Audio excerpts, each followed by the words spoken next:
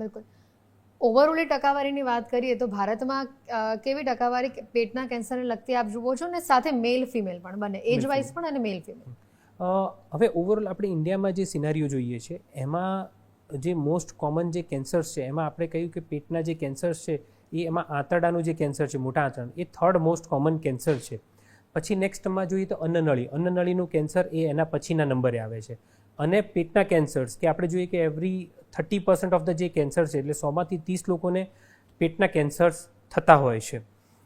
અને આ બધા જે કેન્સર્સમાં આપણે જોઈએ કે જે અમુક કેન્સર્સ છે મેલમાં વધારે થાય છે, અમુક કેન્સર્સ ફિમેલમાં વધારે થાય છે.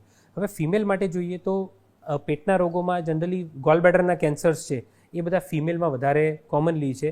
જ્યારે મેલના અંદર આપણે જોઈએ છીએ કે જેમને કોલોરેક્ટલ કેન્સર, પેન્ક્રિયાઝના કેન્સર અને અન્નનળીના કેન્સર, આ બધા મેલ એટલે પુરુષોમાં આ બધા કેન્સર્સ થવાનું રિસ્ક વધારે છે.